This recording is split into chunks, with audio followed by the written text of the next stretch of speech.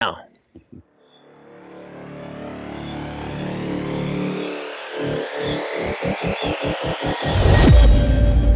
Hello, everybody, and welcome to the Indie Comics Podcast, a collaboration with me from Weirdscience, Jim, and Rocky from Comic Boom. Hello.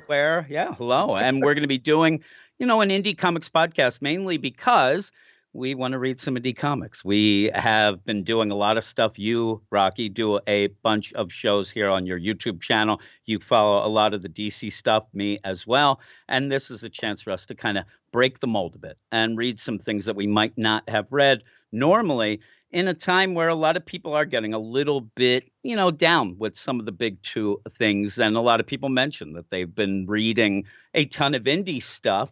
So here we are. We're jumping in, which you actually have read, I think, more indie stuff than I have, especially recently. I'm more on the manga side of things on the indie deal, but this is going to be more of the Western indie stuff. And I'm kind of excited. I am excited about this because it gives me an opportunity to read a bunch of things that I normally wouldn't read, and that's pretty cool. And I'm excited about it. How about you? Yeah, I am excited about it, and I share your sentiment. I mean, I listen.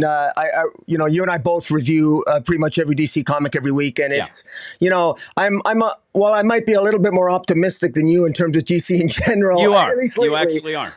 I will say though that. I mean, I would have to be insane to be completely happy with what DC's output is, and the simple fact of the matter is that indie, there's so much great stuff out there, and it's actually it's a bloody sin that I don't review more indie comics because, frankly, overall, I'm more satisfied with indie comics. So when you invited me to collaborate with you on this, I thought it was a great idea because there's so many too. Because we just kind of came up with this. We were going to do something else. And then I just said, hey, you want to do some indie stuff? You're like, yeah, all right. And then I, had to get all my indie things. But I agree. And like you said, I don't think that it's necessarily the overall deal of, oh, my God, DC is so bad right now. For me, it's actually just the same books over and over. Even if they are great, you kind of get tired of doing the same books each and every week. It really does. And I end up having a Marvel podcast too. Same deal. And you and Jace, when you do your show, you end up the same way that me and Eric do the DC show. It's not necessarily the idea a lot of times of I'm going to review what I like. We're reviewing everything. And sometimes that gets a little bit tiresome. And you said there are so many books. I hear all these people, oh my God, you got to read this, you got to read that.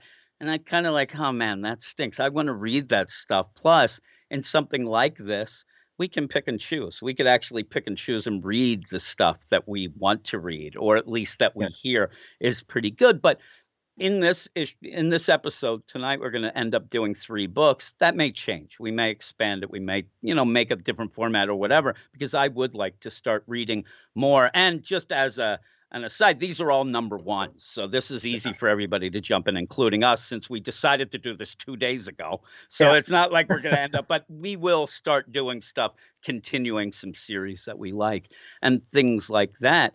I ended up setting up a deal and a file deal that we're going through these books. And all I was doing was putting some things in this folder. Next thing I know, you send me I read all of them. I'm ready. I'm like, oh my goodness, I have not read any of these yet. We better figure out what we're doing.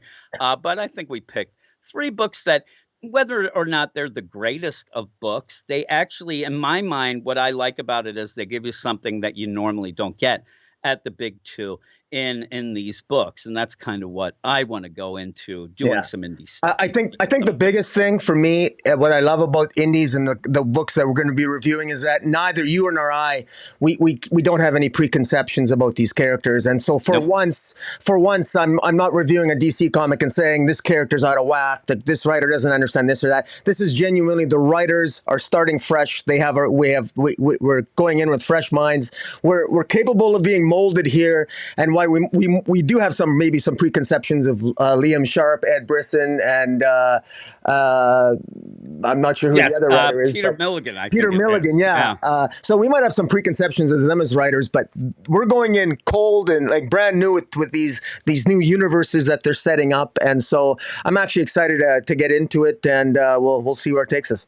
And it's funny, the thing you mentioned is exactly one of the big things that when I was thinking about it and kind of thinking, well, what am I going to say in an intro or things like that? And you hit it right on the head. The idea that you go into these indie things, and that's maybe the concept that I said, things get stale. You end up where at points you do have Batman, but Batman's Batman. And unfortunately, you get to a point where you've seen a ton of Batman, but if somebody tries to do something different, sometimes they try to do it in a wacky way. So you're right. When you go into these, we don't know anything about these characters. And unfortunately, especially at DC, but Marvel as well, they don't want to, risk coming up with all these new characters. They have the characters. I mean, DC, Batman is, the king. You're not going to get a ton of new characters. And that's what I like about this. We're going to talk about 3 books that every character in these are new to us in the comics. And that's pretty cool. One of the other things, and eventually I'll probably try and force you to mix in some manga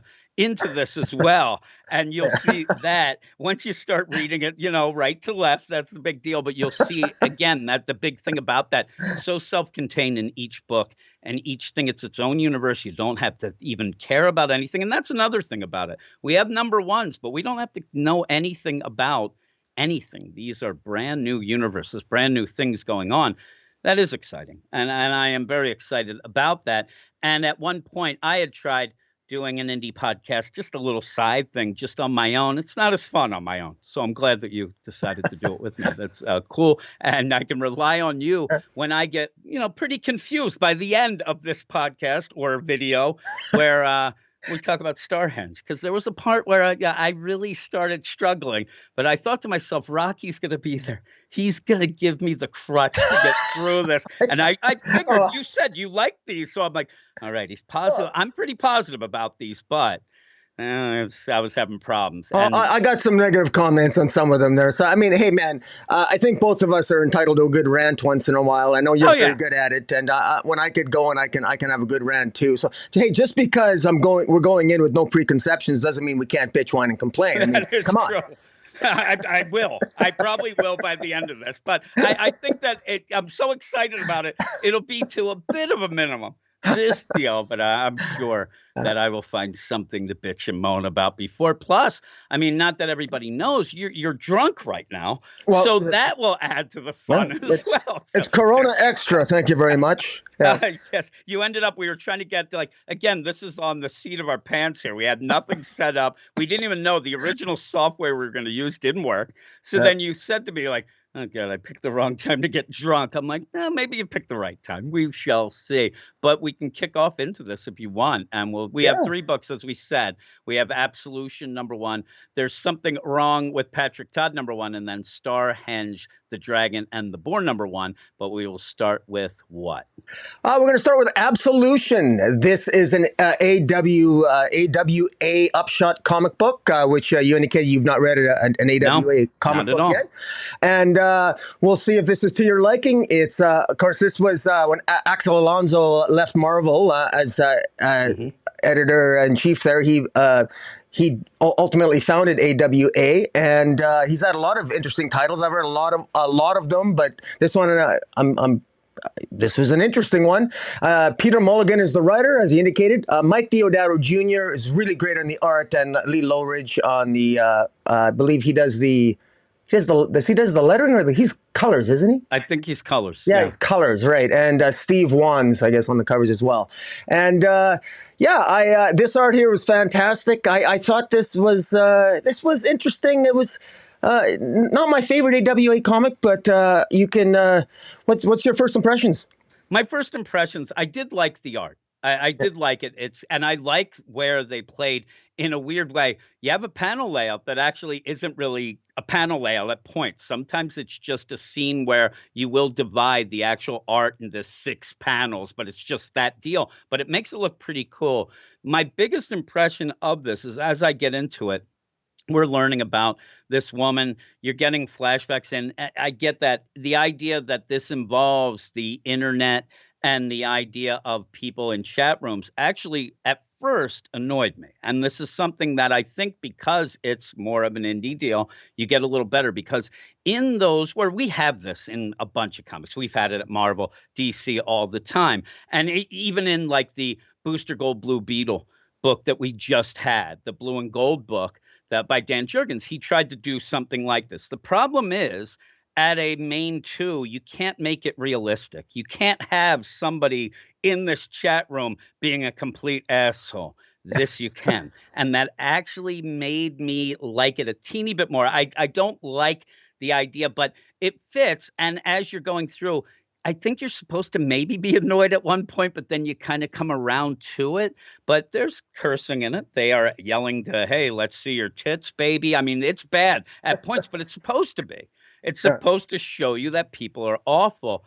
My big play here, though, isn't really, this ends up being almost like an internet Hunger Games Suicide Squad thing, is how I would think of it. It's the idea that you end up having to go do these missions. They're filmed, but then you go by audience reaction. So you have to do kills and things like that. And I like the concept. I just wonder, how does that fit in with the rest of the world? Is everybody aware of this? And even in there, the guy that you have our main character go to kill, he's aware of it as well. And I thought that right away, that seemed to be, I don't know, it didn't seem to be as good a concept if everybody's aware of this and what's going on. I wish it was a little more covert and whatnot, but I think that you get a pretty cool idea of the character. And you see, the idea at the beginning of this, it's the, government, or at least whoever's setting this up and makes her into a cybernetic deal because she was, she broke the law. Like, I really want to know more of what is the villain, who's involved, and stuff like that overall. But I did like it. Again, by the end, it's the whole idea of absolution. You have to get this rating, and you do see that it seems like if you win, you become, a anchor on Sports Center. It looks like, with one of the guys who looks just like Woody Harrelson, and the other guy at points looks like Kobe Bryant. I'm like, all right, but I did like it. It's just, and you get the over-the-top violence that you would expect in some of these as well. It's just that by the end, I kind of ended up, and by the way, also, if you look at points, I think that the bad guy that she's going to get looks a lot like George Steinbrenner as well. But that's me. You could go with the old deal. But you go through this, and by the end, I don't know that I'm invested in the character as much as maybe I'd want to be by the end of an issue to kind of carry on with it, because of the idea. You're kind of left wondering what's going on. You're a little off balance through. But what do you think? Well, yeah, it's funny. I got sort of a Arnold Schwarzenegger Running Man vibe to it. It does have that, yeah. You know what I mean? Like, the setup here is this Nina Ryan. She's an assassin, and it would, She has 158 kills to her name, but she ends up being set up by one of her original mobster employers, and she ends up getting arrested. And rather than being put to death, they discover something. They discover something in her brain, or some sort of, like, a couple of lesions in her brain that they believe could explain her her inclination toward crime. And so they show this future world is kind of interesting, because it almost shows compassion to the criminal, but rather than killing her, they basically put her on this TV network that's hosted by these three people that are sort of dissecting her, and as they send her on these missions to try to obtain some type of, literally, some absolution. Try to redeem yourself. And what I find, I just sort of laugh, because this is actually playing out really. Really. We have video games like this in so many ways. I mean, guys playing video games saying obscene things to each other and being misogynistic to female players. And so there's some real life analogies here and metaphors that you can draw. And I've said this repeatedly when I review DC. I'm a sucker for a good metaphor. But I feel there's something missing here, and I'm not, because this isn't really grabbing me the way that it should. I think writer here, is it Ed? Peter Milligan. Thank you, Peter Milligan. He's it's a little bit tropey to me. It's a little bit kind of predictable. All right, so the whole world is watching this female assassin, and it's funny. She's even making sure that her ass looks good, and Oh yeah, yeah. she She's hopes that her looking at all panty that. line Yeah. shows. And I'm telling you, she's like, okay, like Black Widow. She used to like jump down like this with my butt in the air. They do play with that because that ups your score, even at a point where she tries to show a little compassion, and that lowers her score because people don't want that. I like that play. My biggest problem with this, though, is as you were saying, it seems like Running Man is a great example, and I love Running Man. But the thing with Running Man is you have a contained contest, in the underground of Los Angeles, and they're betting on it. Everybody's watching it, but it's not happening out and about. And the thing that worries me about this is if you think that you're a bad guy or whatever, why wouldn't you have somebody constantly monitoring this thing? And, oh my God, they're coming for you, boss. And this guy, even at the end, he realizes it. He's like, I knew you were coming here. He knows all about what the Absolution is. I thought it was a play that was a little too quick. By this, as we're trying to figure out what's happening, I actually thought that by the end we were going to glitch out and this was all going to be a virtual reality type deal, even that the rest of the world wasn't aware maybe with the deal. But you did say that they have the compassion for somebody who has some lesions that end up, probably on the frontal lobe, causing her anger and all that. But if you didn't have that, I do like the play in where they actually have, they'll put you to sleep. They'll end up killing you by giving you an injection. But it's a long and pain, like one, that one takes they get the bad one. 2 days it takes, it takes a while for them to kill. So they do end up being a little barbaric, but they do have a little sensitivity. But that sets up into the deal. And I do like the deal where you're getting little bits of the things like as she's remembering getting cybernetics put in her. And now we see, as you go through, it doesn't have to really hold your hand. You see that she has cameras in her eyes. You see that she does these things all set up with this, point of view, the heads up display, and you see them putting them in. So that's pretty, that's not the greatest thing that happened, but she needed to do that. But I do like I said, when she does try to says these two girls, you just go, run, we don't need you. And, oh, I don't need that. And there are jerks who are just, pressing the down vote button, and that could cause her, if you go too far down, you're done. If you end up going to the top and get Absolution, then, like the Suicide Squad, you are kind of let free, or at least it seems like you'll be, like I said, an anchor on SportsCenter or whatever the case may be. But I even like that you go to that and they're giving their commentary as if this is just a sport. And I do like it. But like you said, by the end, maybe the play is that we're watching this as if, okay, we're there on TV. And I had that disconnect almost like that. Like, okay, I'm watching my show here. I do this. Would be like America's Got Talent. And at the end, you're just like, oh, that was cool. But then you forget about the things. And that by the end, I really didn't have the connection, whether it was that Nina isn't a great character, they're bad people, but I didn't feel like she was like a piece of crap. But I didn't get that connection. I think you're right. There's that weird disconnect by the end. Yeah, and here's where I think a connection can exist that piques my interest if Peter Mulligan builds on it in subsequent issues, and that is that I found it very interesting that the irony is that they arrest this Nina, they arrest her, and then they fix the lesions in her brain, and suddenly she actually feels better. She doesn't have the noise in her head anymore. She actually doesn't have as much an inclination to kill or enjoy killing as much as she did in the past. And so the irony is that if they would just leave her alone, she'd probably she'd be fine. But they send her off to kill again. And now she has to, here's the weird play. And this is the layers, I think. The idea where normally she would probably have to pretend to be a normal, she's there a killer, and probably when she goes to buy groceries, somebody says, hey, what's going on? She has to pretend to be normal to them. They fix her. Now she's in a world and a contest that she has to be what she was before. Now she kind of has to pretend to be that. So it's that reversal, because she even says at points, I know what I'm supposed to do here. I know. And at the beginning, even when she gets to this, she's going to take out this bad guy. So she gets there and she grabs the one guy. She goes, okay, this guy, he's a piece of crap, trafficker, all this nonsense, but he doesn't like smoking. in his deal. So I'll wait. You'll get one of the guards. They come out, and she just grabs and throws him off of the building. And the funny play of that is we've seen that in tons of movies, and Peter Milligan plays that. So the people are like, "Yeah, that's lame," and they even go to the commentators. They're like, "Yeah, that's a pretty lame deal. We've seen this before, whatever." And then she realizes at the one point, I have to pretend. And when she does, they see through that as well. The end of the commentators, oh, that's all, her trying to do this. That didn't feel real. It wasn't inspired. And I do like the way that Peter Milligan even goes, like the one guy who looks like Kobe Bryant, where he's like, man, when I did this one big job of mine, remember that I did that move and I did that. Like people are known for awful things in this. And I am intrigued. And I think it was fun to read.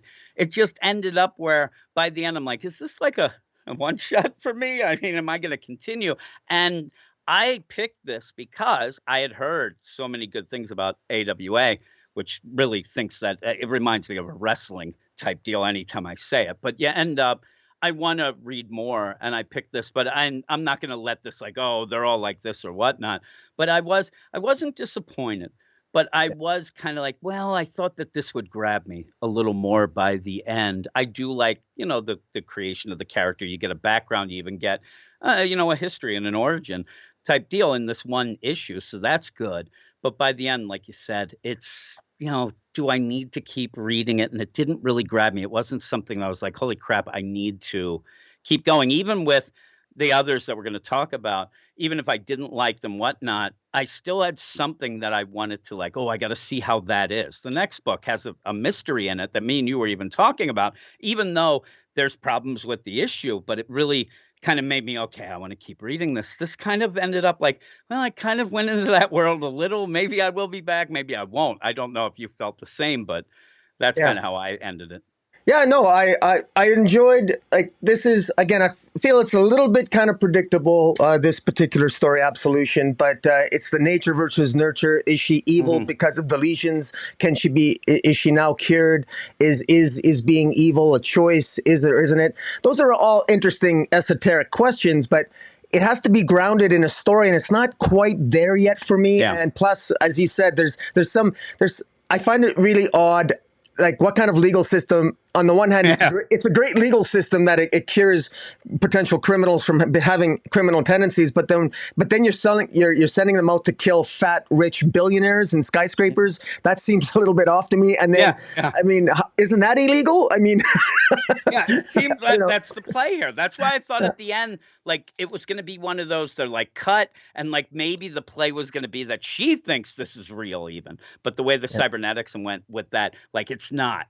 But they're having their fun. They get their, gladiatorial combat, but it's not like that. It ends up seemingly on the deal. So yeah, where is this standing in?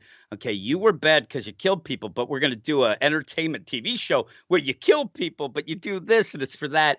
It's weird. It ends up like if you think into it, it is a little, tropey and doesn't really make much sense by the deal. But that may be one of the mysteries. Maybe that's one of the things we're supposed to see. But it doesn't seem like that's it. It seems like the idea where she's going to want to get revenge. She's going to want to go and eventually I'm sure she's going to revolt against the idea of it wasn't my fault. You told me that I wasn't bad. So why am I being forced to do bad things after you fix that? Like, even if they ended up where maybe a little twist would have been, listen, the legions that you have here in your brain, they're causing you to do this. We will take them out if you get absolution. That might have been better because then she still would have been, and then they're really evil, like they're taking advantage of that, but not quite that. But what would you give it? Oh man, I would. I thought this was a little bit predictable. It hasn't quite grabbed me. I'd give it a solid 6 out of 10. Okay, I'm giving it a 6.5. And that's because of the art. I do like the art, and I think it is funny. I'm telling you, even with the idea where I'm reading this, and at first the one guy I thought like, oh, that looks like Jesse Ventura. Then I go and I'm like, oh no, that's not Jesse Ventura. It's this, like they keep changing. But I did like, I got a chuckle out of the characters. And I think that what saved me were those guys back at the studio, just like talking how they're like, yeah, I remember this. And ooh, you should have done that. Like it's so nonchalant. But that reminds me, fully of something that would be a Running Man, which, like I said, I love Running Man. So yeah, once you said that, it kind of got me going. But we'll go to the next book, which is what? The next one we have is, I believe it is. Is it? Are we doing Patrick Todd or? Yeah, with the Patrick Todd. This might be There we one go. of the worst titles ever. I can never remember this title. I'm telling you. I want to just call it "There's Something Wrong," or then, but it's "There's Something Wrong with Patrick Todd" is what we're doing. But you give me the credits, and then I'm gonna read the solicit for this one. All right. Sorry, I just got to getting set up here. All right. Yeah. Okay. Yeah. The credits for this. It's Ed Brisson is the writer, and Gavin Goodry is the artist. And interestingly enough, I don't think I'm familiar with Gavin Goodry as on the No. art, but I didn't mind it here. But Yeah, I thought the art was pretty good. And it's Aftershock Comics, which I've read a couple Aftershock things. They're pretty good. And here's the deal. I'll read this intro because when we get to the end, there's even a little play of what the next issue is. And this reminds me a lot of something else that I'll say in a minute. But it says 15-year-old Patrick Todd lives on the run, hiding out in seedy motels, living out of his backpack, and making sure that his mom, recently struck down by a mysterious illness of the mind, is well cared for. But doctors cost money, a lot of money. And so Patrick turns to a life of crime. Using the telepathic abilities he's been hiding all his life, he forces the worst of the worst to rob banks, taking the money before making them turn themselves into the police. But someone has taken notice of Patrick's schemes. A reckoning is coming. Will the police find Patrick in time to save him, or will he become yet another victim of the killer called Zeus? Now, with that, that explains a lot more than bits that you're getting in this issue. At points, this issue is a little disjointed. I like the concept, but the problem I have, and it's funny, as we were talking about Absolution, I realized that is there a likable character in anything we're going to talk about in this podcast? Like, nobody's really a really likable, maybe a bit in the Starhenge, maybe, but even so. But these first two, there's not a likable character, really. They're bad people doing things. But the solicit of this spells out that Patrick Todd, is just a normal kid who's hid these powers. You don't quite get that. Now, we may get that down the line in it, but I think that the problem I have with this right away is I wish that we saw this Patrick Todd before the bad stuff happened. Is he a good kid? Was he a nice kid? Did he get along with his mom? Where's his dad? I know that those are the mysteries that me and you talked about, but I can't quite grip if I'm supposed to root for Patrick or not, because I don't know if normally, in the best of circumstances, he's a good or bad kid. What this reminds me of, and what I'll force you to read, is Death Note.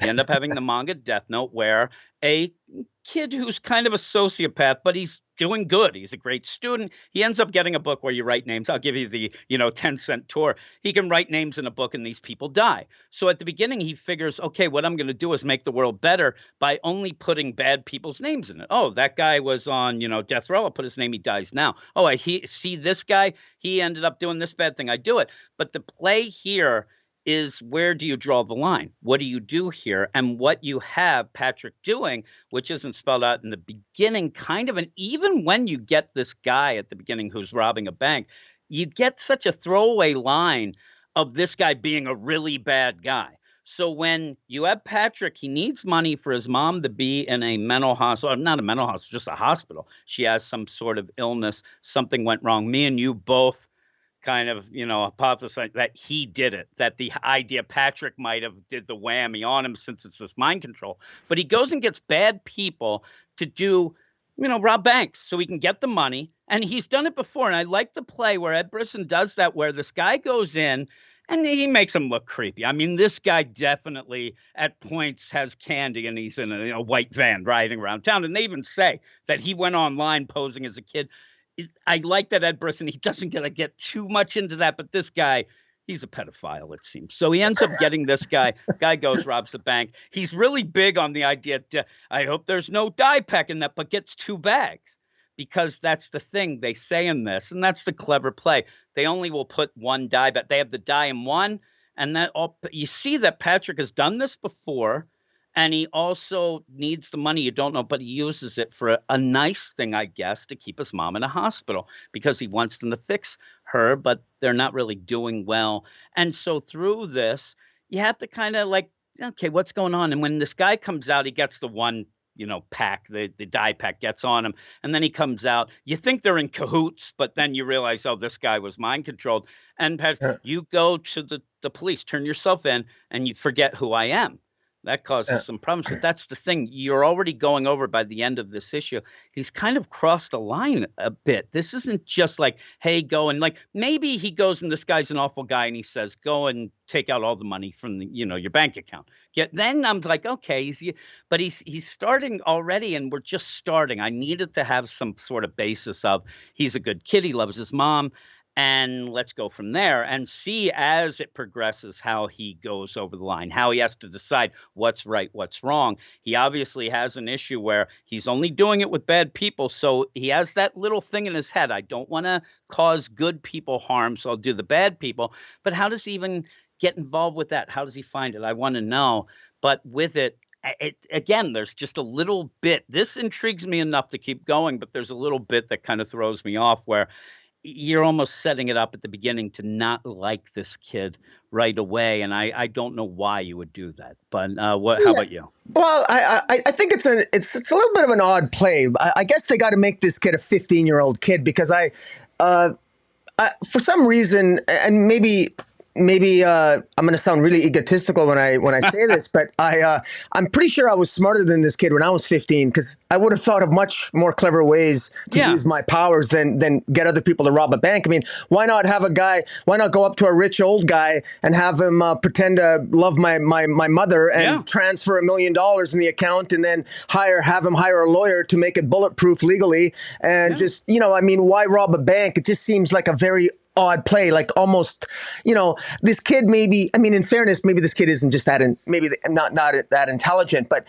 it seems to me that he's clearly what I find so fascinating about this, and I'll give Ed Brisson some credit here, is that I like the fact that it ends up near the end here that a couple of guys, I mean, clearly at least two henchmen are aware of what Patrick Todd has been doing. So obviously he has screwed up somewhere. Somebody knows what he's doing. And in addition to this Zeus character that clearly is psychopathic and cuts off 6 heads and is crazy. I mean, what I like about it is there's hints here that this Glenn Plotnikoff, I love that name, Plotnikoff, Glenn Plotnikoff at the beginning, he actually kind of remembered being told when he was interviewed by Detective Anderson, he was told not to remember. Patrick Todd told him, forget you met me, forget our conversation. But what's telling to me is Glenn actually remembered vaguely his conversation with Patrick, which tells me that Patrick's powers are not as powerful as he thinks. Yeah, he thinks they're more. I agree. And then following that, this Glenn Plotnikoff dies of a brain aneurysm. So I'm wondering if this Patrick Todd, I mean, something is definitely wrong with Patrick Todd, and then he doesn't even know the extent of how he screwed up. And when you throw in, already what I feel that, I hate to say this, and this is both a simultaneous compliment and maybe an underhanded criticism when I say that I think I kind of got it figured out already. Because I'm pretty sure that I have a feeling that some of the people that he's used and set up actually ended up remembering him, and then from jail told their friends about him, and their friends have been spying on Patrick Todd, and then they rob Patrick Todd, and they got a perfect cover because Patrick Todd's not going to tell the police that he got robbed. He can't. How is he going to go to the police? Because that's almost like being a drug dealer. Oh my God, you stole my meth. I'm going to the police. You can't do it. Now I will say one thing. I think that maybe Patrick Todd, maybe he's not dumb, but he is Canadian. Hey, come on. Hey, I was going to point out, this is in Halifax. Couple of things that may be significant. This is in Halifax, Nova Scotia. And Zeus, the bad guy, the crazy guy, is in Chester, Nova Scotia, which I Googled it, is a 51-minute drive from Halifax. So, and also, and I think this is such an odd thing I noticed. This story takes place in June of 2010. 2010. Like, why why? that? Right? That's a curious choice. It is. It's very odd. Now, one of the things I wanted to read the solicit for as well that I don't quite get, and I think that there's a weird play here, is that it does say that he's like on the run. He ends up having to go, but how far does he get? His mom's in a hospital. You know what I mean? You can't get too far away. Now he says, maybe I can find this other place, but that's not because things have gone bad. It's because he wants better care or he thinks people know things. But that idea, even in this where there's Halifax, he's going around, but eventually, if this is him just like, okay, my dad, he keeps telling everybody, hey, my dad is supposed to be here, but he isn't even giving the cash from the robbery. Because one of the plays, and like you said, the smart play would be to figure out a way to use your powers to get more money. He even ends up realizing or counting on the fact that this guy is going to rob the bank. They're only going to get half the money, but he only needs half. And I think that the play here, it plays out two ways. I think Ed Brisson wants you to think, okay, Patrick Todd isn't that bad. He's not stealing more than he needs. He's just stealing. But that doesn't work out well, especially with a young kid like that and somebody who you could go, like you could just go up to a rich guy and say, take out some money, forget about this, boom. And that might work. The guy doesn't remember, but then you might be embarrassed not to say. I don't know. But there's other ways to do this than to get. But there's also that play where he wants to get bad people. Or is that he wants to help by getting them, arrested? Or is it he just needs somebody to do this, so I better get bad people? It seems more the latter, which doesn't make him as altruistic as you might want. He's not out to get this guy arrested. This guy is just his pawn to use. And then when somebody has to get arrested, so he does. But yeah, and like you said, it's weird right off the bat that they remember some things. And I think, again, the way that this starts, it's kind of a cool deal. It starts, cold open, really. But it's almost like I needed something a little bit before just to see how things were and what he's up to. Is he smart? Is he dumb? Again, you ended up having, and I compare it to Death Note, you end up really being told right away that the kid who gets this Death Note, he's bored because he's one of the smartest kids in Japan. So you set that up, boom, one page, you're out. Okay, he's really smart, and what he does is he's trying to go back and forth, where this is set up where you might have this little cat and mouse game with the detective, very similar as well. But in the Death Note, you got the guy Light, who's the big guy of it. He wants to be known. He wants to be, he's proud of doing what he's doing. He thinks he's making a better world. In this, it just seems, that Patrick Todd's just trying to help his mom. But again, he goes to talk to her. He goes to the hospital. He has to pay. She's there, but they're not really able to do anything. He even tries to use his mind control to make her say something. And that's a weird play, too, because whether or not she's physical capable, if she can't physically talk, that'd be a thing, but he can't even get in her mind to make her just say hello or anything, and it frustrates him. But yeah, I think that you're right when me and you were talking about the other thing where it feels like he feels guilty. Like this is a thing where he loves his mom, maybe at one point because he was hiding the power. She just told him he had to go to bed. No supper for you. And he's like, I wish that you would never talk. Like, boom. And she got whammied and can't come back from it. And then maybe I'm telling you, I'm making up things in my head, but maybe that's the case where, unfortunately, the mom, he went all out. Maybe that's what's going on with these other people. He's too afraid to go all out again. I don't know, because this is all, hypothesis, making it up. But I was intrigued, and you said it. When these guys show up and know that he has robbed the banks, that's crazy. And that's big. And like you said, I think that he isn't as powerful. He's not using the power as much as he thinks he is. And people know. And these guys show up and they start, looks like they're beating the crap at him with bats and this. They have wrenches, the biggest wrench I've ever seen. They must be working on a submarine with that thing. Look at it. And so when that goes on, I like the progression, but you do kind of ruin it by going Chester, Nova Scotia, because you even look like, oh, is that him laying there? Is he hurt? But it's not. You're going to another town. Well, what's really jarring to me, because this would be a compelling and good story, even without Zeus. Zeus Zeus is is a a weird wild deal. card, and he is a massive wild card because this guy's insane. Yeah, I mean, yeah. there's that final page reveal with him holding a bag full of 6 decapitated heads, and he's got this stupid-looking headset on his head. Like, where in the hell did this guy come from? And what the hell does he have to do with the story? Like, I mean, it's. I mean, that thing on his head, I don't even know. And so with that, like you said, I like the idea that because all through this, you do have a detective and he's on the case. Okay, we got another one. Bunch of people are showing up. They've committed bank robbery. They end up not remembering anything. Oh my God, I can't. So it's starting to make a pattern.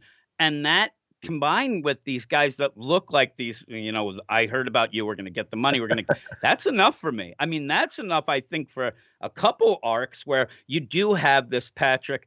And he's trying, you want to, at that level, you want him to succeed a bit because of his mom, but maybe not. You don't get enough of the mom. I mean, I wish we got something a little more like he remembers how she used to be. Oh, she was so nice. She was making me, there's a couple little things missing, but when you get Zeus, who's there with a clear bag with a bunch of heads in it, I'm like, what happened? Like, this went too far. I don't understand. Like, almost, oh my God, this is an indie book. We better get violent. And it's really violent. I mean, over the top. And I don't get that play because the other things were intriguing. That really throws you by the end. That's all you think of. Oh my God, look at him with all those heads in the duffel bag, that Joe Pesci movie. I'm just like, what's going on? But I like the art enough. And I like the story setup. I just wish it was set up a little bit more. And I wish that I kind of cared more for Patrick and his plight with his mom. I wish I knew more of maybe what he was like before. I said it a million times, but that's my biggest problem with it. And then Zeus at the end just threw me off. But what would you give it?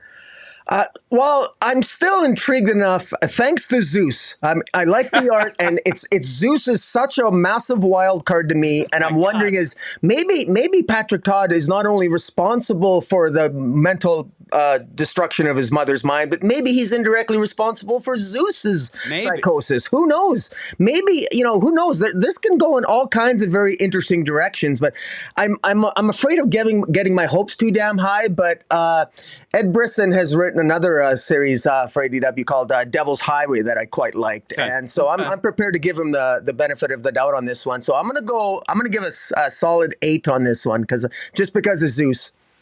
Yeah, the weird play too is just to mention he's in now. You have these guys who come in and they bust in the room and they start going after Patrick. Then you have this guy Zeus where he's in this place where he's decapitated people and he goes to a board that has all the yarn as if, this would have been where that detective is, some other people, and there is a picture of Patrick that he goes and says, Zeus finds you, Zeus kills you. The weird play that I was thinking is I was going to ask you, what color hair do you think Zeus has? Because it looks like he has red hair. And then I'm thinking like, and it doesn't even say, or you can't even really tell, but I'm like, what happened if that's his dad? What happened if they're like, hey, buddy, your dad's Zeus is, and he's the one, but it doesn't make sense then when he grabs, even though he just says, Zeus finds you, Zeus kills you, hiding. It is weird. Like, what is that? And what were these people doing? It looks like they were all sitting around with this, the detective wall up there with the yarn and all that, the classic trope there. But in the middle of it was Patrick Todd. So it's crazy. It's such a weird way to you want to know, like, what the heck is the Zeus guy? I mean, but it says at the end, it says in the next up, and I said I would read, Patrick crosses lines he promised never to cross, hurting innocent people in the process. I don't know what lines he promised not. That's my point. And when I ended up finishing this and I read this coming up next, and that sentence kind of ended up irritating me a little because I don't know what lines he's going to cross. I don't know what he will do, won't do. Because then it says, to make matters worse, both the machete-wielding maniac Zeus and Detective Brad Anderson, which is funny because of, I think, the colorist deal is how I remembered him, are closing in on him. And yeah, we'll see. It's just odd what lines he promised. Yeah, well, it's funny. I think he's telling himself that the lines he won't cross is that he won't use his powers against innocent people. Against innocent people, unless it's to protect his mom, because everything he's done is to protect his mom. Even when he mind controlled the innocent hotel owner there, who's getting suspicious. But he doesn't hurt them. he just wants to, like you said, everything leads back to helping his mom. I just wish that we would have seen, the start of this maybe while he was trying not to use his power. Maybe he hurt somebody as a real little kid as well, and then decided not to show it, or knows what happens if you are somebody with powers like this, that you would end up being, taken away from your mom Yeah. and things like that. But it's intriguing, though. It's a decent start. But again, I think that anybody who has read some Death Note, I do think that you'll see that pattern. But again, if you're going to mimic something great. And Death Note is incredible. So I hope that it gets, half as good as Death Note, and I'm in. I'll really like it. But I think this is one that we probably would continue with, just so the next issue comes out and we can find out what the hell is going on with this Zeus. But we're going to go to the last book, which is, it's a crazy book. It's long, it's a little dense, but the art is so incredible that I can't even give it a bad score. Did we give a score for Something's Wrong with Patrick Todd? I don't think we gave a score. Yeah, I gave it an 8. Okay, you gave it an 8. I think I'm going to go the same. I'm going to go an 8. I was actually pretty intrigued by it. So yeah, so here we go. This is the one where it's going to be one of those things, and this is the thing with a lot of stuff that, I end up doing on the other podcasts or whatever. I'm just going to say right now, you look at this book, it's incredible. I mean, it's going to be hard to say this isn't good, because you could just look at the pictures. And I'll even mention as we go, Liam Sharp actually impresses me more, because he even does some art here that I think is a little against what he normally does at points, and I really liked it. I look at him as that organic, vegetative, like everything that he had at DC, and even, some things, it's always that. And it has that in here as well, but he ends up doing some stuff in black and white and some pencil drawing that are incredible. So it's hard to say that this is bad. I think that it needed to be tightened up a bit, and it needed to be a little more clear, because what happens by the end, even you told me what you did, it's intriguing, and it really brings up some really, really cool things where you start tying it into myths and King Arthur and stuff like that. But give us the credits and then we'll go. Well, the credits are really easy. Yeah, they're easy. It's Liam Sharp is doing Liam Sharp. It's Bugs Bunny. Yeah, he's on the baseball team. And when you go in, again, this is usually something, I'm telling you, when I go in and I see all this narration, and then I'm like, oh my God, here we go. But I like the pacing of it until a point. I think that it might have been a couple pages too long for me. Me and you both have. We kind of have a different deal. Like, we both, obviously, and if you saw a video of me, we have attention problems and excitability things, right? But you seem to have the one where you can't stop. Like, you're all in, you're going. My deal is I need to have constant, things going that I don't get bored with. I get bored very easily. I have inattentive ADHD is what it is. I don't have hyperactive. And so when I'm going, I need to keep that constant deal. And this, by the end, where I actually was shocked, I was really liking it until about page 24. Not that it got bad there, but it started to grind on me. And it really, like, well, I wish this was just a standard 21 pages. And I don't need too much of the future space stuff. I understand you don't have magic, you're going to send somebody back. I think that's great. And even tying it into the current deal, I thought it was really intriguing. I like the combo of sci-fi and magic. I think that that's a really cool deal. And when we were talking at the beginning about the idea of doing an indie deal, this really is something that I guess you could try to figure out a way to do this with some of the darker characters, but this seems to be something like, all right, I'm glad that we're doing this. We're learning this. I'm at the, the step one doing, and I thought it was really cool. But when you go to the present stuff with the sepia color deal and the pencil, it's incredible. And that's something that I don't normally associate with Liam Sharp. And it really shocked me how good it is. And I want more of that. I'm telling you, I think that it looks great, but everything does too. But when you go into space, he does get a little bit like not watercolory, but it gets a little less detailed, all the things going on. It still looks great. I don't know if this makes sense, but it really feels very British, the whole thing, even without the King Arthur stuff. It feels like something that could be like, that sort of deal with him. And he just ended up doing the Green Lanterns with Grant Morrison. I think Grant Morrison rubbed off completely on him to do this. Like, Absolutely. maybe even threw ideas past him. Like, hey, what do you think of this? Because it feels very Grant Morrison-esque at points, which some people will like that, some people won't. But What do you think? Telling you, I, it's hard to describe what happens in it because it's so out there, well, but the basics of it is pretty cool. yeah, it is. I have a solid 5 pages of 25 lines have written on it, and so at least I have a fairly good handle on it. Here was my concern about it, because I know that he absolutely is trying. I think what he's doing is he's trying to capture some of the edginess and the exposition of Bram V. Yep. And with the psychedelic nature of Grant Morrison, but he can't avoid some of his own narrative habits, which could potentially bring this narrative down, which I think we saw on full display in his Brave and the Bold, Batman, Wonder Woman. I actually thought of that the whole time. Yeah. Right.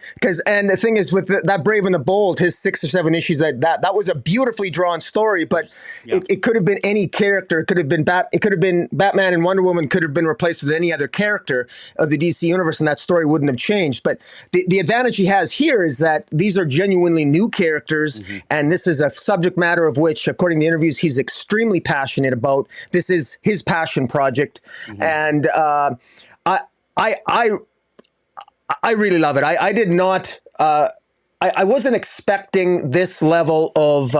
This is more organized than. This is the best he's written that I've like. This is definitely. I agree with that too. Brave and the Bold. I love the whole idea here of it starts off, we start off in the future, and humanity has made it to the stars. They've learned to travel far distances, and they managed to make it to a far off distant planet, but they end up entering an artificial intelligence species, much like Skynet, on this particular planet, and they're called the Cast, and they get into a war with humanity. But in the future, humanity has the Knights of Veld, which are powered by magic, and this AI doesn't know how to combat magic, and so the way that they figure out the best way to defeat humanity is they go back into our Earth's past, and they essentially somehow destroy magic in the past, and they end up in the time of King Arthur. And so that's why this future character in the future, this Queen, which I think is meant to be Arthur, maybe a descendant of King Arthur. This Queen is sending her son, this Wilt or Wild, who Wilt is the first name of Merlin in Camelot lore. And so this Wilt character has got a lover named Gwendolyn. You start to see the connections. Yeah, I mean, and again, how this all connects, we're not sure. And then we have this present day couple called of Amber, who's really into witches, and her boyfriend Daryl, she calls an old soul. So is he going to be like the King Arthur of the? We're not sure, but somehow this is going to be a time traveling epic. And full props to Liam Sharp here. I have a feeling I'm going to get my money's worth here. I know once I bought the physical copy, because I was glued to this as I read it. When this can be exposition heavy, and I'm still reading and I'm interested in it. And granted, I read it knowing I was going to review it. I didn't want to sound like I didn't know what I was talking about, but I was actually genuinely interested in reading this, and the art made me. When you have exposition heavy on some pages, but I'm stopping, and there's still enough, even with some of the exposition, with a lot of the, it's not even that bad. Like he's actually, if he's channeling his inner Ram V a little bit, I think he's done a really good job here. I think he's done a better job. Yeah, because what I get, and again, I said that at a point I thought that it went a little too long, but when I'm saying that and I look the deal, I see the page where it's only like 3 pages. I'm saying, and just a little tighten up, because like I said, some of the concepts you do play around with this, where he doesn't want to hold your hand, so he wants you to be excited. Where all of a sudden, Gwendolyn, like these are the light bulb moments. But in that, as you read, and believe me, you're probably going to need to read this twice. You really are. This is a very dense deal. But once you end up connecting, because my problem with Liam here is that idea where he wants to give some of the dialogue a little bit of a quirky character. You want to end up, because of time travel, and you wonder, okay, is this Amber telling the deal? You have a lot of questions by the end, but it's like, hey, I'm doing this. And then you have these little quirky, funny asides. And then you get to the deal, and that kind of threw me off a little at first, even with the idea where he does tell the reader, listen, this does not make a lick of sense, but it will, because this means something, and you'll see. And hopefully, because this art is so good, hopefully people will say, okay, I kind of get a little gist of it. I'm in for the long haul, like you said. I'm in for the ride, because you are playing a lot of stuff that is kind of half told, because it's time travel, because it's the steel. But once you start connecting, the second time reading it, and I started connecting, like you said, the Skynet. Okay, they're against the magic, so they go back in time to stop the magic. But in the meantime, the Earth Queen, people don't even remember, because it was stopped. It was ending up. It never existed. But the Earth Queen remembers. She wants to get the magic back, sends her son back. Like, that's really cool things. And it's not quite connecting yet to the present deal, where you have these two characters, Amber and the other guy. But even then, where she's like, I'm heading back to Britain. Maybe you can come and visit me on Halloween. So you see, like, little things that he didn't do before, that I think he's learned, where she just says, hey, you can visit my parents. I want you to come. And he's like, oh, don't play that joke. And you kind of figure out through they're dead. You don't need to, like, shove it in our face. And he's not. It's a weird play here. He's being very subtle with a lot of things that at points I want him to be a little more direct, but some of the other things, I think that it's cool. Plus, by the end, it does feel like you're on drugs at one point. Like, things are just swirling around in there, but they're cool. Even when you end up having, the Ur Queen's son, and he's like, that even has a bit of a feel of like a saga, a bit like really quick on one page. But when you get to it, and you said it, it is very heavy exposition. That's my Achilles heel, that and stairs. But you end up where I didn't mind it. This wasn't as bad. Like Ram V, he seems to take 5 pages and does a soliloquy about some guy opening a door. That's all that happens. He opens the door. Yeah. This actually, when I'm doing it, I have to keep on my toes. I'm here. I'm like, okay, and then you start, and he does a good job of, right when I thought that, I'm like, oh, come on. Oh, wait, will it? Okay, that's Merlin. And the Ur Queen, I wonder if that means there's always something in that ended up intriguing me enough, like, okay, I got to pay attention again, and let's go. Because at points you do get, it's funny, the art's so good, it does become a distraction at some points. But you really end up, and this is where, when you know the art's that good, it's one of those things, at least I do, because of the way I read the page, and then I go back and look at it again without reading it. Like, look, oh my God, look at that. Because they're talking in the present about the devil, and how the devil never had horns. That was added with the Irish deal, and we're going to teach you your pagan gods. Like all that. But the art is incredible. And that, like I said, those pages with the present deal is something that I haven't seen much of Liam doing that. Like, usually it's that crazy, like I said, vegetation and all these things, and it works out for him and all that. But boy, he stepped it up. Yeah. It's the only thing that I say, can he keep like, do you think he's done now? Because how can he keep a schedule? Like with this, he has to be like, okay, I'm going to wait till I'm done and then go with the way the deal is. But he said it's a passion project. He's really big on this, and he's really pushing it. And he's getting a lot of big people behind him, like reading this and saying how great it is. So hopefully it does work out. But what were you going to say? Well, I noticed that, and I would, people who pick this up, you can judge for yourself, but I noticed that, at the beginning, in some of the scenes, I find it very interesting that it almost looks like there seem to be like Zen diagrams or mathematical diagrams in the background and in the shading of these medieval epic scenes.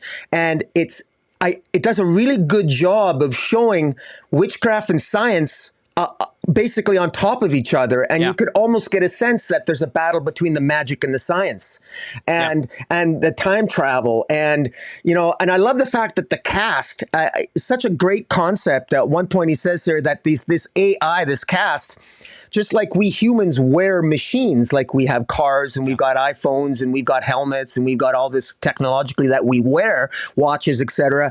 The cast actually wear humans. They wear our skulls. They wear our skin, and so it's very creepy, and it adds a horror element to it that works extremely well. There's one of my favorite pages. It's page 7 of 36. It shows a skeleton, and you see the flesh sort of you Yep, see I'm this, looking at it right now. it's Yeah. coming right. The flesh sort of appears on the skull, and this human forms, and I'm wondering if that's how the casts sort of travel back in time, and is that I don't know. Because what I love about this is while he gives us a lot of information in the exposition, he clearly is allowing his art to tell much more of the story that he's not telling us, and I Yeah. really admire that. I like that because I think he's learning something a little bit.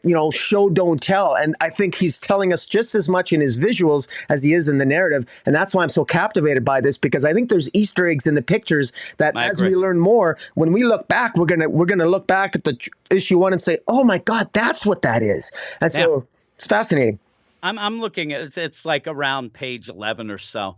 And I'm looking at it where you have the tarot cards and you have like the desk where you have this Amber's desk and you look and how well it's done. I mean, it looks photorealistic at points. And then you kind of have a cartoony deal here. This is a little shaded out. It kind of looks mystical, things like that. And even the thing where you're seeing the football play on the page before, that's not exactly realistic, but you get the flow and the deal of it. But boy, some of these things just end up like, holy crap, this looks so good. And that's like even like a desk drawer at one point. It's really well done. And like you said, with that, when he goes off and starts talking about, hey, Einstein didn't take into account of magic. His things were right, but there's that extra added deal of it. But also when they're talking about, oh, you mean the devil, the horn dude, and you end up, like you said, where all of a sudden they're like transposed over a page of an ancient book, and you end up, it's so well done and so well, like it does end up telling the story with that. And usually art like this, I always think is too static and too much of, okay, you have this script because they can't really show much of action going on. They'll have a static page and whatnot. These are more purposeful than some of that stuff that end up. This actually gets you intrigued, and even when you have like little clues where you get this guy, he's superimposed over Spanish mission. Like, does that mean like what's going on? Does this mean something? Is it not? Is it? And I really liked it. I really did like it. I said I wish that some of the things like you start to get a little more detailed about the future deal and how there's genetic modifications things. Hopefully that plays out more in this. That felt like a little bit of a distraction maybe at this point, but I'm sure it will play out as a bit. But it kind of I was still kind of, what is going on here? I don't even know what's happening. But by the end, you get a solid idea of the basics of this, and I give them credit for that because there's a lot of crazy stuff going. But the idea that we're going back in time to recreate magic through a pretty much, let's fashion up a new Merlin. Let's get him back there. Let's get the magic going again. That's very intriguing to think of that as, oh, you know what? Our King Arthur and Merlin myth actually comes from the future where they had to go back in time and get magic. Yeah. Like, that is really cool. That is, and that's something that I enjoy a lot, the way, that might turn out. We'll see And what's happening and with that. and there's so much that we've I don't know how long we've been talking just on this one comic, probably like 25 minutes already, No. but there's so much we haven't talked about that's in this Yeah. comic. I mean, even the know. concept, there's three different sort of like realms. There's the Terraveld, which is the physical world, the Metaveld, which is the thought vortices, and this is where the Ur Queen hid her thought Yeah. and hid a secret message that was protected by the change in time. So even though magic disappeared from history, it was still, the memory of magic was still in Yep. the Metaveld, and that's how she accessed it in order to be able to tell her son, who will become Merlin, to send him back in time. And that is cool because the son's confused. And I like the idea too, because when he comes in, he even says to her, oh, you're slumming it with us now. And then because she seems to stay in the metaverse. So when she comes in and says, I need you to go back and get magic. Magic? What's that? But that's Yeah. a cool play. It really, and when you're talking about the realms and things, it feels so much like that's the Grant Morrison stuff where I'm like, oh my, we're going off the deep end. But it's it's hard to grasp, but it's not. You end up, if you give it the time and effort. I said you read it twice and you'll start picking up more things the second time and really start to really enjoy it. Now you're at the end, you get the son back and he's going to be Merlin, and that's very intriguing to go forward with. And even then, you're like, what's going on? Because I think that he runs into Alan Moore at the end. It looks just like, I'm like, Alan Moore's in this, holy moly. But even that, like the crazy transformation of this guy when he's in the water and the fish comes, like it is crazy.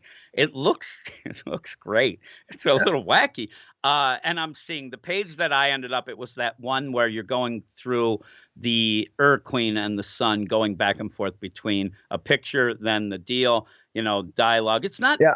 ton of dialogue, but that was when I was like, ooh, like it started the first time. Afterwards, the second time I went through pretty quick in a thing that's very dense, very narration heavy, very, it's still not like a slog to get through. I ended up getting through it pretty quick, especially the second time, but really liked it in the way that some of these things, some of these panels and the things are just incredible. Yeah. They really, you could just sit and stare. I got to tell you, you referenced those, and I guess it's not a 9-panel grid. I guess it's a 12-panel grid. But Yeah. and my favorite line, which I think nailed it, and I thought it was so well written, is the Queen is talking to her son, saying, "I need a myrrh to swim in the tides of time, and a lin to cease the assault on the filigree of order, which we webbed so diligently through all the unforgiving chaos."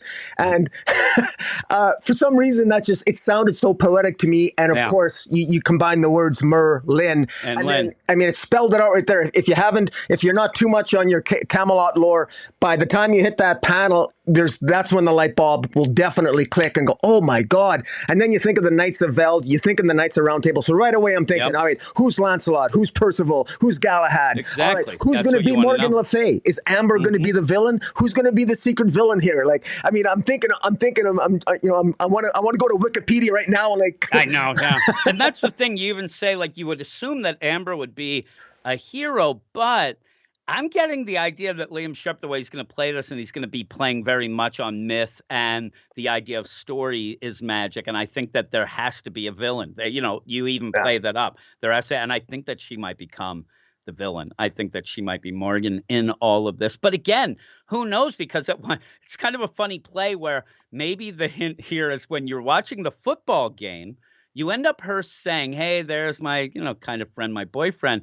It's kind of like Edward Scissorhands, but, he's Winona Ryder in this, almost saying that this story is going to twist and turn. It may not be the same thing that you think are the, even if it is just the, the tropes of which, there's the girl, there's the guy, who knows? Because that kind of was a weird line at first. I'm like, why are we mentioning that? You just want to get the Edward Scissorhands in there. But it is funny because she says, it's like Edward Scissorhands, but he's Winona Ryder. And that's kind of a crazy little thing thrown in there that when you start saying, well, he must be Lancelot, or maybe things are, not quite like that because stories get turned around and things. And she, in this, where you don't know tons about her, but the way Liam Sharp writes her, she's very strong character that you want to see more of. He gets that.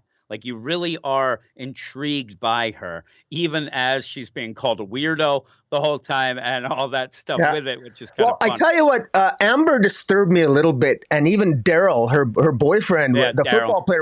I couldn't remember his name. Yeah, he was a little up. He thought she was a little bit off her rocker at first too, when she talked about inviting him to England so they could resurrect her dead parents. And then she actually kind of apologized later, saying, "I'm sorry, I don't know why I said that," and I guess it was I think that was definitely an off-putting thing to say, and it's also very dark. So I'm thinking, is that a hint that she's got some pretty sick darkness in her? And the funny thing is when she says, "Oh, she wasn't joking," it's like, no, you weren't. You meant it. Look at you.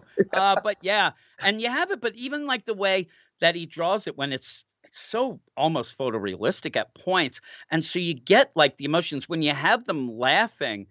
You really get that sense of like they really like each other. They're happy. Like it really does work in that more than a lot of other comics where you just kind of, okay, they're doing this, they're doing that. But I do like that play. But like you said, the big intrigue going forward, one of them is like, which character are they going to become? What are they going to do? How does this happen? I mean, you could go tropey as he goes and they end up doing that seance deal, the whole deal on All Hallows Eve, and that transports them back into Camelot? I don't know.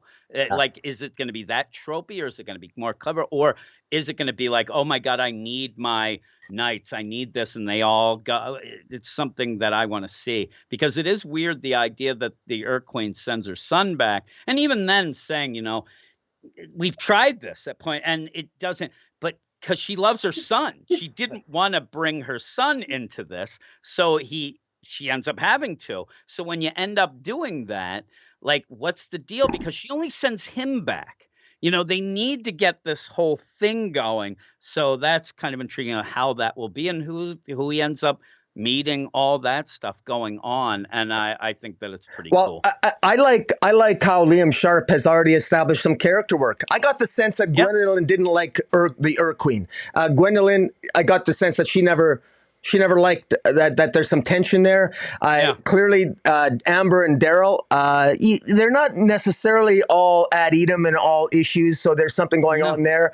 There's some, we know that there's time shenanigans. One thing we should mention about some of the exposition here is that the tenses change, and that's because, and it's so cleverly done by Liam Sharp. Again, this is something that he's writing above his pay grade here in my mind in many of these areas, because he'll say something, he'll mention an event, the narrator will mention an event, and then we'll change the tense of the event from past to future, and you're getting the sense that's because maybe time is changing as we're being told the story, because in the past, the bad guys are manipulating time, and so and so you're getting the sense that things are at stake even while the story's being told, and it raises the stakes for the reader as well, and so it's very effective. It does, and again, if somehow Liam Sharp, you're not insulting him saying that he's writing above his pay grade. We're just saying the things that we had now, with everything that I've heard and been told about DC, especially like that Brave and the Bold.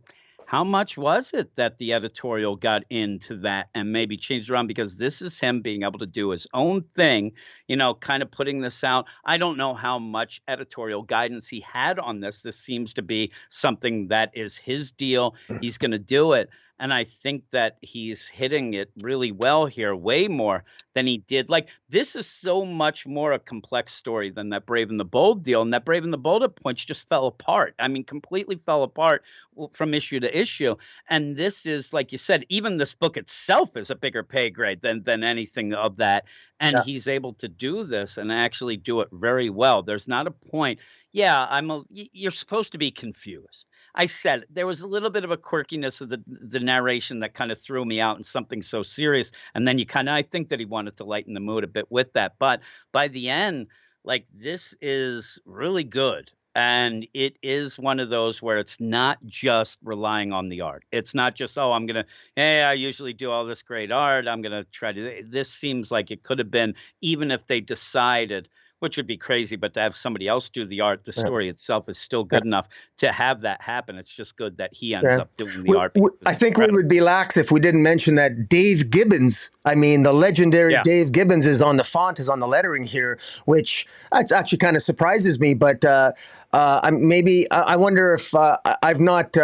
I think Jace maybe did an interview with Liam Sharp on this. I'll have to re-listen to it. But I'm wondering if Dave Gibbons collaborated in the story in any way with Liam. Maybe the layout, and stuff like that, because he knows how to get around a comic. Also, I'm looking. You do even have additional art by who I'm assuming to be maybe his wife, Liam's wife, or at least because it's Matilda McCormick Sharp. So you have, like, again, that just in my mind, this shows, that it is like a loving type of deal. I mean, it really is. And like I said, he's been talking about this for a while for it to be coming out, and he was all excited. He ended up getting a lot. And you do have a lot of big names saying how much they're enamored with this. And sometimes that doesn't really impress me. Sometimes it's, lip service or whatnot. But this seems like, one of them being Michael W. Conrad. And I know me and you both are not loving, the Clunrad Wonder Woman, but he has gone out of his way to tell people that. I mean, in a way that I thought was really nice and really, cool of him to really stress, you got to read this. You got to even just wait till you see it. Wait till you read it. And he's really been pushing it, which is nice of him to do. But if you have something this good, why not hitch your wagon to it? I mean, seriously, get involved and get going, because it is It's really good. And at there, and I say this, and I'm looking at the back, and I didn't realize there's a quote from Michael Conrad in the back. But Dave Gibbons has it, a quote: "A star-spanning saga of ancient magic and deep science, vividly told by a modern master and of the comics medium." I mean, you have Dave Gibbons calling you a modern master after only a couple things. That's pretty big. And I think that it should be genuine. You have some of our favorites, Brian Michael Bendis, right? Yeah. You got him, Phil Jimenez. That's cool. Kelly Sue DeConnick. I mean, all these things with them giving their, thumbs up, which I give too. They're going to have Jim and Rocky. It's cool. That's all I'd say. Pretty cool. I'd have some stupid. My whole blurb would be like, I thought I was going to be bored, but I wasn't. Like, it wasn't that great a blurb. I'm not getting on the back cover. But what would you give this? Well, just look, man. I love the rich history, the questions I'm asking. We haven't even covered so much of. There's so much more that we could have talked about here. I want to, I hate giving it such a high score early on, but I really enjoyed this. I mean, again, I took 5 pages of notes, and I enjoyed every note I made, and I got to give it a 9. I think it has that much potential. I'm going higher. I mean, I'm usually Mr. Negative and things like this. I'm giving it a 9.3. I almost went to a 9.5, but again, there's a couple little things I need them to connect before I can say. And I think the same with you, the idea that you don't want to go too high in a first issue because there's a lot of things put on the table there. And if it doesn't get resolved, things like that, then, whatever. But even with that, I thought that it was really cool. I like looking at it. And I get, the Image review copies. And when I first read this, I actually was like, oh my God, I started telling some people about it.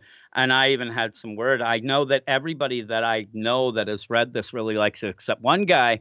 That guy's name's Ruben. Ruben has become the most miserable guy ever. He's like, I didn't really get into it. And I'm like, this is his type of book. I mean, I thought that he was going to love it. And he's like, whatever. But I think that he just likes to say things to get me mad. But with that, I'm a 9.3. I think it's really good. I think everybody should check it out. But that's it. That would be our book of the week. I don't know that we're going to, like I said, we'll figure out how we're going to do the format and things of what goes on with this. I said I have some crazy ideas that I usually have that might even be able to expand some things and get a little bit of a personal little touch, but me and you and what we like and things like that. But let us know what's going on if you like it and whatnot. Yeah, for sure. And I thought this was a good way to start it off because these are 3 first issues. I think all of these issues bring something different to the table. They're all very, very different types of stories. That's the great thing about indies. These are in their own separate universes. You don't need to worry about being screwed up by editorial events and any other such nonsense.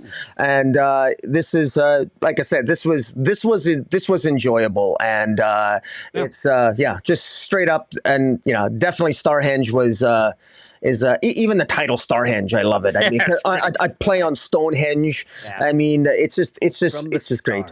Have you ever been to Stonehenge? You know what? I haven't, but my dad has. And my dad's, I'll never forget what my brother and his wife took my parents to Stonehenge about 10 years ago.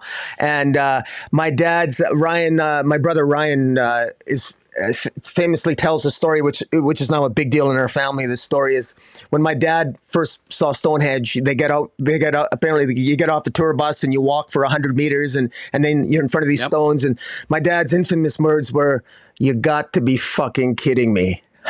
Because he was extremely disappointed. He thought there had to be more to this than just rocks. But no, that's all it is. It's just rocks piled on top of each other. And it's apparently at least one person, namely my dad, thought it was extremely underwhelming. But. Yes, I was there twice, but they were all as little kids. And the first time I went, I really liked it. But I was at that point, I was kind of into a bunch of like King Arthur stuff and even mythology and stuff like that. Second time I went, I was like, I've already seen this. I'm with your dad, maybe. And the first time I went, you were allowed to, I mean, you could touch it. You'd be there. Now you can't really even get very close to it because they have it, sectioned off and things like that is what I was told. But my mom's from England, so we would go. And I've seen a bunch of the things. That wasn't the most impressive thing that I've seen.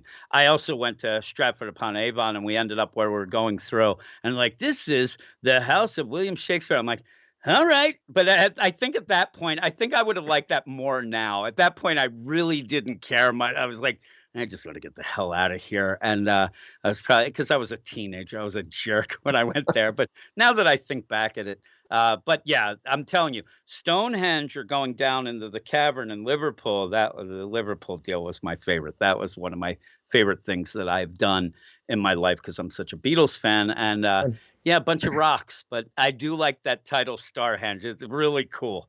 Like that is a neat play on the deal, especially once you get into it. And you're thinking like, oh, that fits. I mean, it really does of how the story goes. So Yeah. yeah, I'm glad that we did this. It's funny. Like I said, we decided to do this 2 days ago. Never even know. We didn't even know how we were going to start off the intro. So I hope that people like it.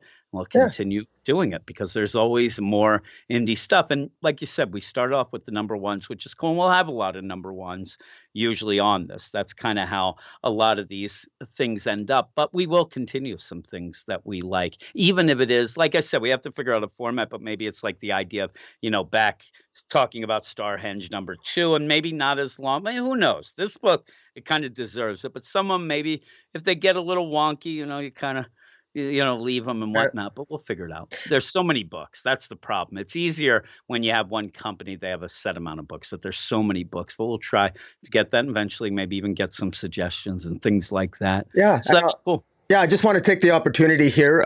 This will be playing both on my Comic Boom channel and also on the Weirdscience DC YouTube channel as well, and also on the Weirdscience DC podcast and probably we'll figure it out. Yeah, we'll figure out the way it is. Yeah, I think we're definitely going to put it up on both our Marvel and DC feeds. Yeah, I just want to give a shout out to Weirdscience DC. I'm very, very fortunate. I get the best of both worlds. I collaborate with Jace at the Comic Source podcast, and now I'm collaborating with you at Weirdscience. And I love DC. I'm a DC guy first and foremost, but I'm getting out with indie, so I'm really enjoying this. And I thank you for sort of us sort of banging our heads and doing this. Yeah, I like the variety and getting different perspectives and everything else. It's a lot of fun, and I would encourage people to go and join the Weirdscience DC. You can, you got your Patreon, and you got your own. People can contribute to the Patreon and become a member of the Slack, the Get Fresh crew. Yeah. It's always great. I got to tell you, I've been collecting comics since I'm 53 years old. I've been collecting since I was basically 6.5, 7 years old, and I've forgotten so much, and it's very refreshing. To like when I forget something or if I can't remember something, which happens quite often on a DC comic, all I have to do is go to the Slack, and one of the members of the Get Fresh crew will correct me when I'm wrong, enlighten me, and it's either you or Eric or somebody else in the Slack that will do so. So it's good. So I just want to give it a shout out because in the midst of all this comic book culture war and this anxiety and nonsense going on in our politics and everything right now. It's nice to just take I sip a Corona and read a comic, and it takes a lot off my mind, and pick up an indie comic. Yeah. I drink the Coke Zero. I'm not a drinker. I have not drank anything in quite some time. Challenge accepted. You'll be drunk. Back in the day, you have to drink twice as much because I'm here, and that's I'm already wacky enough without getting drunk. So yeah, everybody, check out all the things. I'm sure we'll have show notes and links and things with that. But the first issue or episode, like to just kind of do our thing and get out and do our deal. So yeah, thanks everybody. Thank you, Rocky, for doing this. This is really cool. I'm really glad that we are doing it. Gives me another chance because I usually need to have something to make me read some things, and this will make me read some of the indie things. That's why I ended up doing a manga podcast. So I had to read it, and I love that. So I love comics, and it's one of those things when you end up getting a little tired of some of them, there's always others. So that's why this was your first ADW comic, and I can't remember if I've ever read a manga comic, to be honest, and I would screw it up because I going left to right would probably wacky. Yeah, that would be. You get used to it really quick. The problem is when you end up where you'll have a podcast where, okay, I'm doing a manga podcast, and then I got to get done and go do this other, and you're used to reading right to left, and then you go and you start, but eventually even that becomes easy. You kind of get used to it and get in the mode. But it has its, benefits over there as well as like the indie. A lot of good character work and I, things. So eventually we'll have an episode where I'll force you into. We will do a manga episode where we'll see what you think. But yeah, sure, that would be great. Just a quick comment. I got to complain. I at times I have downloaded really cheap comic book reading apps, and some of them that are really cheap, I get pissed off because I want to read my American comic books, and it goes from left to right. Like it won't. It'll get the order of the comic book wrong because it's used to manga. It's like, it happens. It happens. Actually, the funny thing is the player I have, it ends up where you can switch it. So I'll be reading a manga and I'll forget to switch it back. And then I start doing it and I open it, I'm trying, I'm going backward. It drives me nuts. It's almost like the idea when you're in a car and you're stationary, but the car next to you starts going back or forth and it feels like you're moving because the car, you see the peripheral vision of that car. I'm like, well, what's happening here? But you get used to it. Really some of these writers nowadays, some of the comic stories nowadays actually make more sense when you read them backwards. So yeah, that is true. I mean, actually, there's a funny deal where there's times where you read like a manga and you forget and you read left to right, and even then you're like, that kind of made sense. Like it didn't really make that much of a difference, but it does. But again, there's people like Andrew in Belfast. Little shout out to him. He said to me, like, I think I might start reading the manga. I think, what should I read? And I gave him a couple suggestions. I am not joking. Within 2 days, he had read over 200 chapters of different manga. You do get obsessed with it right away. Like it's easy to read through a chapter. So it makes you feel like you have a sense of accomplishment because most of the chapters are only like 19 pages long and they only have 3 panels. So you end up, some are different, but it's like that. And it's good. But again, that'll be for another time. We'll get it. I'll convert you. You will enjoy it. I swear. And again, you're talking where people think manga, like it's like, okay, manga's one thing. There are more genres of manga than you could ever imagine. There is, if you can't find something and you give it up because there are crazy. I mean, I could tell you when we're done, I'll tell you some of these genres and you'll be like, I never even knew that existed on this planet. It's so crazy, but it's really good. It really is. But with that, I guess we should bid everybody adieu. You're used to these, the YouTube stuff, so you can sign us out here as much as you like to. Yeah, well, everybody, thanks for watching. Thanks for coming out. And until next time, Comic Boom and I guess Weirdscience out. Out.